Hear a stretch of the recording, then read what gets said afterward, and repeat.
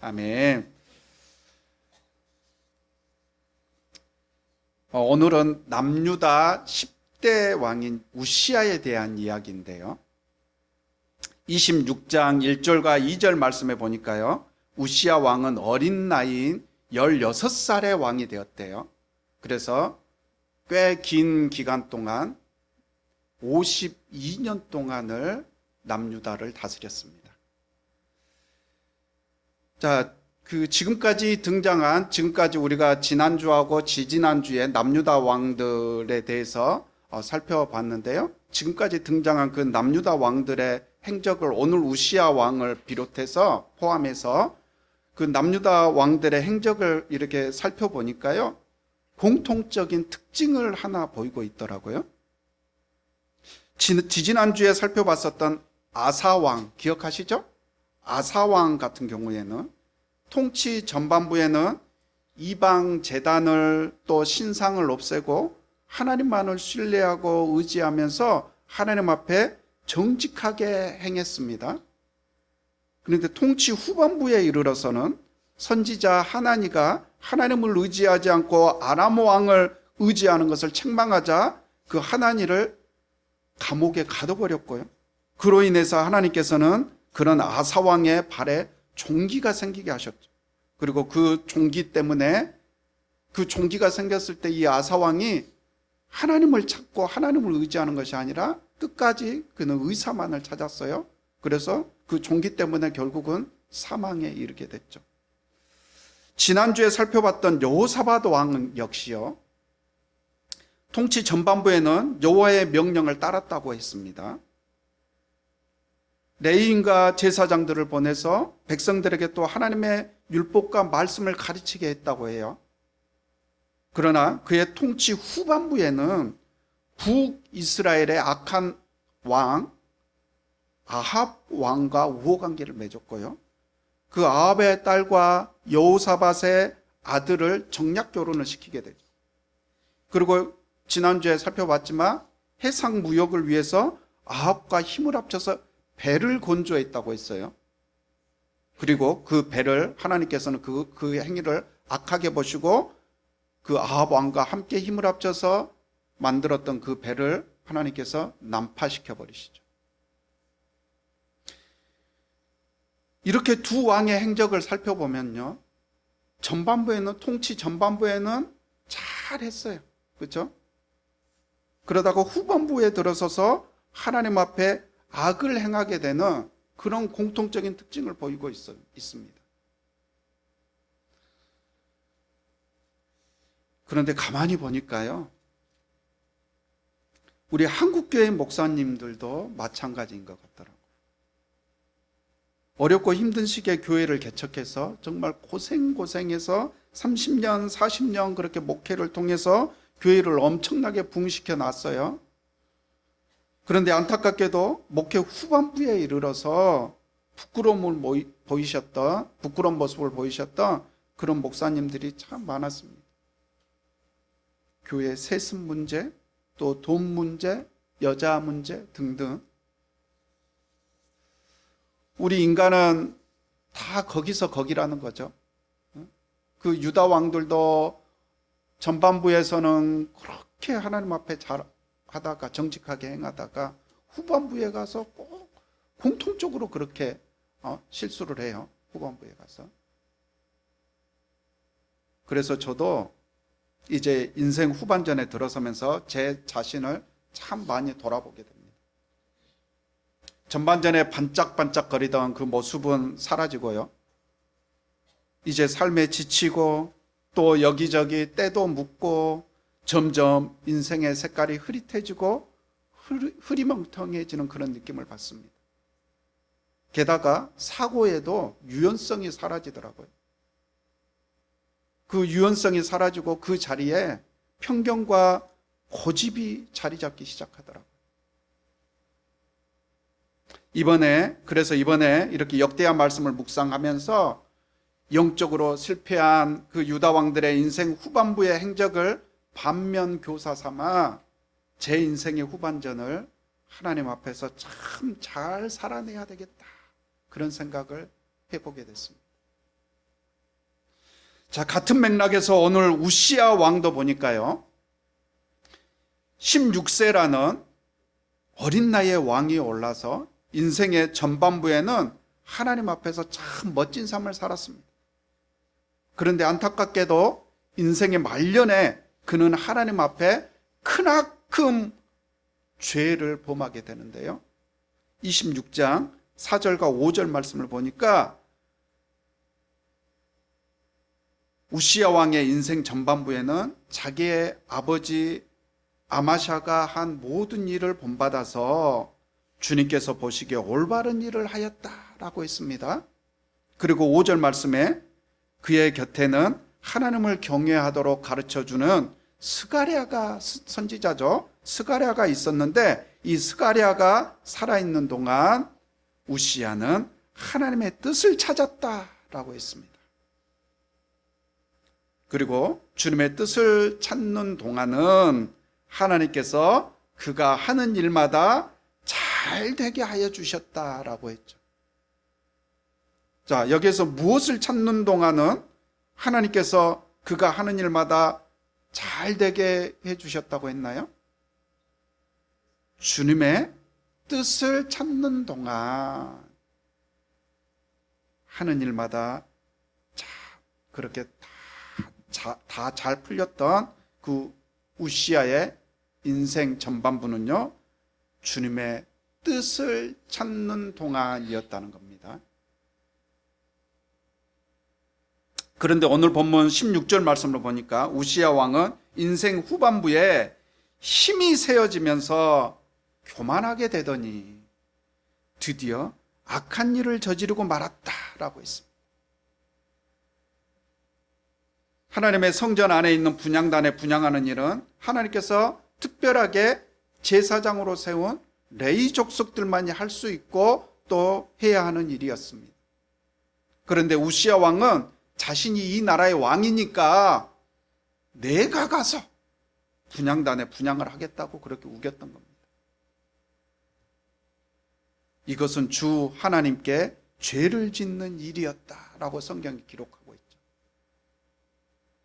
17절 말씀에 아사랴 제사장은 용감하고 힘이 센 주님의 제사장 80명을 데리고 왕의 뒤를 따라 들어가 왕을 말렸다고 했습니다. 분향하려고 하는 왕을 말렸다고 했습니다.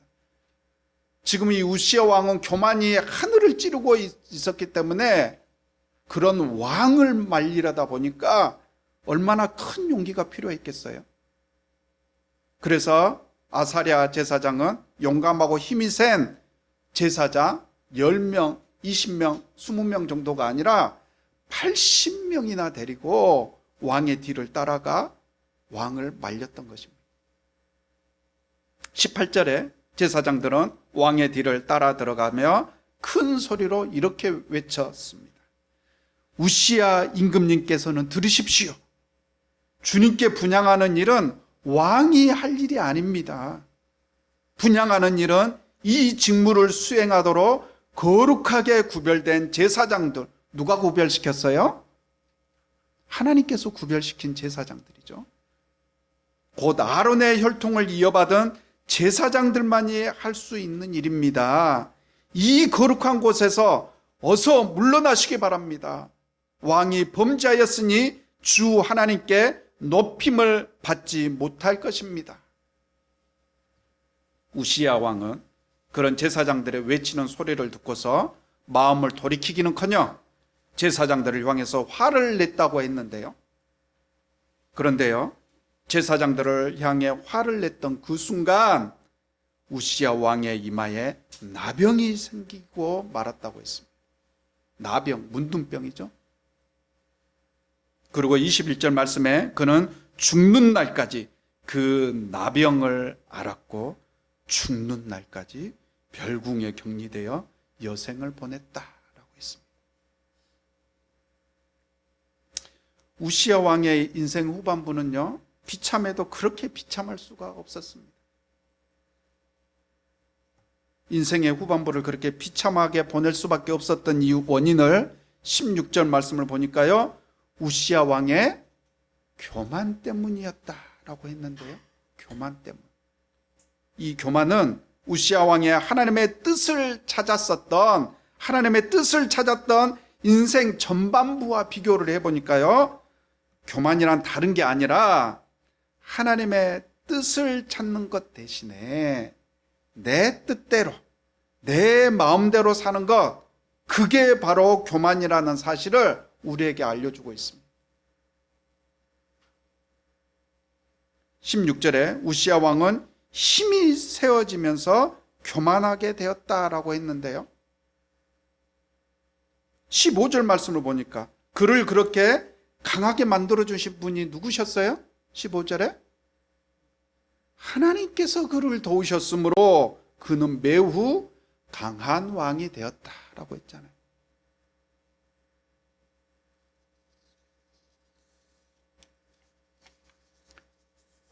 누구 덕분에 내가 전쟁에서 이겼고 누구 덕분에 내가 지금 이만큼 살게 됐는지 6절부터 15절까지의 사실은 잊어버리고 우시야 왕은 내가 잘나서 지금 그 자리에 서게 된 줄로 단단히 착각하고 있었던 겁니다. 하나님의 자리에 내가 서게 된 거죠. 그래서 하나님께서 세워놓은 경계를, 하나님께서 만들어 놓은 손을 우시야 왕은 겁도 없이 그냥 넘어가 버린 거예요. 교만은 하나님의 자리에 내가 서 있는 것, 그것이 바로 교만입니다. 어떤 마부가 당나귀 등에 돌부처를 싣고 길거리를 지나가는데요, 많은 사람들이 그 돌부처를 보고 합장 배례를 했다고 합니다. 이렇게 하는 거 있죠. 그런데 당나귀는 자기를 보고 사람들이 그렇게 인사를 하고 경배를 하는 줄 알고 우쭐해졌어요. 그래서 그렇게 우쭐대며 교만한 마음으로 마부가 가라는 방향으로 가지 않고 마부의 말을 듣지 않고 그냥 자기가 원하는 대로 자기가 가고 싶은 길로 막 가버리는 거예요. 그런 당나귀를 마부가 가만히 뒀겠어요? 화가 난 마부는 채찍으로 그 당나귀를 내려쳤고요, 갑자기 그렇게 내려치는 채찍에 깜짝 놀란 당나귀가 이리저리 날뛰다가 당나귀 등에 있던 돌부처가 땅으로 떨어지고 말았습니다. 그런데 그 돌부처가 땅에 떨어지던 그 돌부처가 당나귀, 하필이면 당나귀 다리로 떨어지고 말았고요, 그로 인해서 당나귀 다리가 부러지고 말았습니다. 그 당나귀는 더 이상 이제 다리가 부러졌으니 일을 못할 것 아니에요? 일을 못하는 그 쓸모없는 당나귀가 되어서 주인은 그 당나귀를 버려버리고 말았다는 이야기입니다. 여러분, 우리는 주제 파악을 잘해야 합니다. 내가 지금 당나귀인지 돌부처인지 주제 파악을 잘해야 돼요.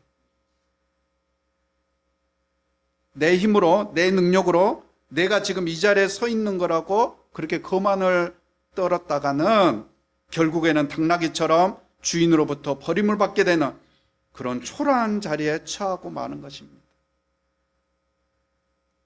많은 목사님들이 70년대, 80년대 정말 우리나라가 경제적으로 그렇게 어려운 시대에 교회를 개척해서, 그때에는 막 천막 교회를 개척하는 목사님들도 있었죠.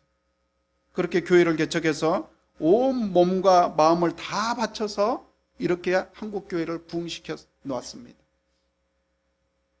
어제 새벽 기도를 가기 위해서 옷을 입는데요, 갑자기 제가 신학생 시절 때 선배 목사님들께서 해주셨던 권면의 말씀이 생각이 나더라고요. 목사는 늘 3가지를 준비하고 있어야 되는데, 3가지를. 첫째는 설교 준비, 둘째는 이사 준비, 셋째는 죽을 준비를 하고 있어야 한다라고 했습니다. 그리고 다소 과장된 말씀이었겠지만 한 선배 목사님은 주무실 때도 넥타이를 메고 주무셨다라고 했어요. 언제 교인으로부터 전화가 올지 모르니까 항상 나갈 준비를 하고 있었다는 뜻이겠죠. 그런데 어제 새벽 기도를 나오면서 편한 옷을 입고 나서고 있는 제 모습을 보면서 참 쉽게 목회한다. 그런 생각도 들면서 만약 나한테 그렇게 옛날 그 선배 목사님들처럼 옛날처럼 그렇게 목회를 하라고 하면 아마도 나는 못할 것 같다. 나는 못해. 그런 생각이 들더라고요. 그만큼 선배 목사님들은 목회에 진심이셨어요. 그런데 그렇게 목회에 열심을 다했던 많은 그 선배 목사님들의 목회 후반부가 안타깝게도 아름답지 못한 경우가 많았더라는 겁니다. 제가 과거에 사역했었던 한 교회에서는 매월 원로 목사님께 연금으로 나가는 사례비 때문에 교회가 너무 힘들어 했습니다. 교회 형편에 비해서 지나치게 많은 은퇴 자금을 요구하시다 보니 교회에서 감당하기가 버거웠던 겁니다. 그리고 은퇴 후에도 본인의 존재감을 과시하며 계속해서 교회에 영향력을 행사하려는 경우도 많았고요. 심지어 교회를 은퇴하면서 후임 목사님께 전별금이라고 하는데요. 전별금이라고 해서 수천만 원에서 수억 원의 돈을 요구하는 경우도 허다합니다. 지금도 그래요. 지금도. 물론 교회 입장에서는 목사님께서 은퇴하실 때 충분한 대우를 해드리는 게 마땅하겠죠. 노후를 교회에서 젊었을 때 헌신을 하셨으니까 노년을 교회에서 책임져 주는 게 옳고 마땅하죠. 하지만 무엇보다 교회의 형편에 맞춰서 그리고 교회에서 감당할 수 있는 선에서 모든 것이 정해져야 옳지 않겠습니까? 원로 목사님을 대우해 드리느라 교회 재정에 마이너스가 발생하고 진짜 교회가 해야 할 사역들을 교회가 못하고 있다면 그것은 문제가 있는 거죠. 교회에 지나치게 부담을 주면서까지 내 것을 챙기려고 하면 그것은 욕심이 되는 겁니다. 또 내가 이만큼 교회를 부흥시켰으니까, 이만큼 내가 교회에 젊어서 헌신을 했으니까 나는 이만큼은 받아도 된다 라고 주장을 한다면 그것은 교만이 되는 것입니다. 교회의 주인은 하나님이시고요, 그것은 하나님께서 하신 것이죠. 내가 잘나서가 아니라 하나님의 은혜로 가능했던 거고요, 그것은 하나님의 도우심으로 가능했던 겁니다. 우시야 왕이 강한 왕이 될 수 있었던 것은 하나님의 도우심이 있었기 때문이었다는 거예요. 이제 말씀을 정리하겠습니다. 여러분, 우리는 일상의 삶 속에서 하나님의 뜻을 찾는 사람이 될 수 있길 바랍니다. 그리고 우리가 하나님의 뜻을 찾아 살아감으로 우리가 하는 일마다 우시야 왕처럼 우리가 하는 일마다 잘되게 하시는 하나님의 은혜를 받게 됐을 때요, 이것은 다 하나님께서 하신 것이다, 하나님의 도우심이 있었기 때문에 가능했던 것이다 라고 고백할 수 있는 그런 끝까지 겸손한 사람이 될 수 있기를 바랍니다. 인생의 전반전이 됐든 후반전이 됐든 끝까지 그렇게 겸손할 수 있는, 하나님께서 하신 것입니다 라고 고백할 수 있는 그런 우리 모두가 될 수 있길 바랍니다. 우시야 왕의 인생과는 거꾸로, 혹시 인생 전반부에는 내가 내 인생의 주인이 돼서 교만하게 살았다 하더라도요, 인생 후반부에 하나님을 주인 삼아 하나님의 뜻을 찾고 하나님의 뜻을 따라 살아간다면 인생 전체가 멋지게 마무리되고 또 아름답게 물들어지지 않겠습니까? 후반부에 오히려 잘하면 인생 전체가 아름답게 포장이 되는 거예요. 이제 인생의 전반부도 반짝반짝 빛나지만 인생의 후반부는 더욱더 반짝반짝 빛을 내는 그런 아름답고 복된 인생이 되시길 주님의 이름으로 축원드립니다.